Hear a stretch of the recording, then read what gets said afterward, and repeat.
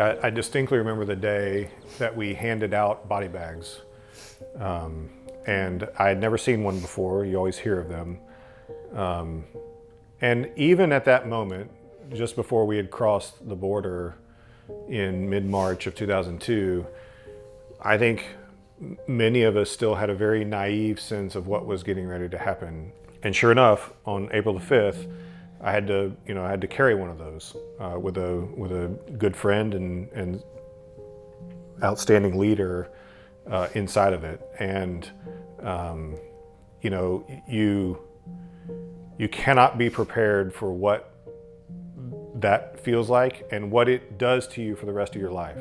In the military, especially in combat arms or special operations, Rangers, special forces, the guys, it's, push on, take a knee, drink water, suck it up, drive on, compartmentalize, tuck it down, take whatever you're feeling, turn that into anger that you can direct, and control. And so when you get out, making that transition can be difficult. And sometimes you have to go in there and try and figure out how to rewrite the code yourself. And that's not always easy. Most veterans need some sort of healing. They may not know it, or they may know it subconsciously. They don't do anything about it, or they may even know it consciously, but they struggle to find a way to do it. And when you find something like this where you can help young kids that you know are way off worse than you are because they lost someone, particularly a parent, then all of a sudden it gives you a purpose, and that purpose drives a change in the way you act. You don't self-loathe, you don't feel sorry for yourself. You realize they have it way worse than I do, and so I'm going to give to them for their parent. And that makes the whole thing gel.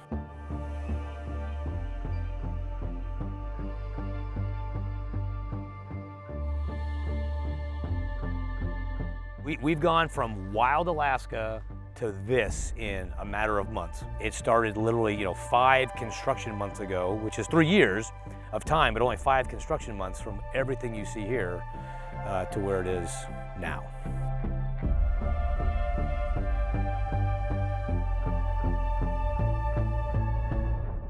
"2022 was our second summer doing Construction Week. Started with 2020, it was basically in the middle of a COVID summer trying to get the ground laid out. And then 2021, we have 70 plus volunteers show up. Fast forward to 2022, we have a good return rate, but then we also have a lot of new volunteers showing up. It was easy to come this year because of last year. We had such a great time reconnecting with people. But a lot of people we weren't familiar with. No, we didn't really know. And we connected with while we were here, and it was really nice. You have Survivor Week, and Construction Week's a prep for Survivor Week. And so I came up with Mark to prep for Construction Week, right? The Army prep to make sure it's lined up. When you're working in Palmer, Alaska, when you're a 3.5-hour flight from Seattle, an hour and a half from Anchorage, and 30 minutes from the nearest hardware store, the amount of planning that goes into these projects is pretty extensive. We're doing some real construction now. It's no longer, John Deere backhoes and skid steers. We're talking real work, real structure. So it's incredible to see what's happened when you get all of these volunteers out here. We bring kids and adults that have never touched a power tool, that have never in their life had to build something, let alone build it to square and make it livable. And our team has a way of teaching people at the very basic level how to do something and do it well, and then hold them accountable. And there's a huge amount of pride in that job well done. There's a bit of a kind of a metamorphosis that happened creating cabins, but also creating new friendships. And so this year, as we're doing the same thing, more cabins, to then stop and look back at what we created last year, both physical structure, but in my opinion, also the friendships and the mission development of the 98 Fund since then was overwhelming.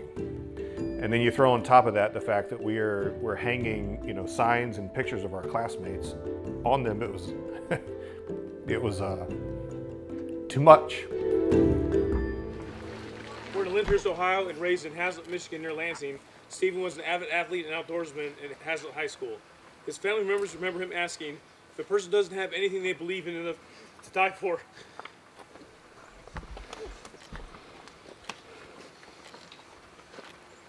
If a person doesn't have anything they believe in enough to die for, then what do they have? His convictions and commitment remain strong. As years later at West Point, a friend remarked about Stephen, "Never have I seen a man more dedicated to his friends and country." We dedicate each of the cabins to one of our fallen. The fact that they're dedicated in honor of people means that we are continuing to tell their story, and it will be there long after we're gone. And it forces us to kind of reconnect with that love and that connection for our fellow travelers, our fellow soldiers that we served alongside. And so I wish I could go back more often, because they deserve to have us remember on a regular basis. If you are currently serving or have ever served, present arms. Order, arms. This is a mission. This is a plan. This is a 20, 30, 40-year push. Here's what we're going to be doing for posterity. And although it feels like a vacation, it feels a fellowship and has all the fun and everything you don't go on vacation for, this is a true mission that's for all perpetuity. I am really excited about transitioning into the mission, right? So the mission is not to build buildings. That enables the mission, which is bringing people there to heal. And for me, that transition from the early phase of the fund to the, really launching into the mission and seeing that make impacts on lives and families is just really exciting. The two things we need to continue to be successful and grow and accomplish the mission as we have identified it is time and money. We tend to be proactive, action-oriented people, so rather than ask for money, our natural inclination is always a bit, I'll go do that. I'll take care of it myself because we're all type A and that's what we want to do.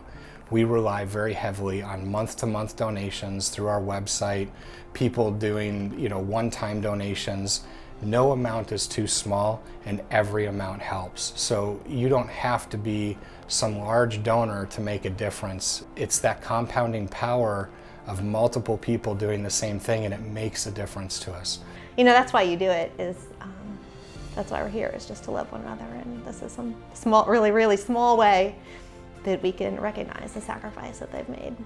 You get to help, you get to influence, you get to do something to support them, you get to feel part of a whole. Not with gifts, not with words, not with cards, but with actions, with fellowship, with guidance, with a lifelong friendship.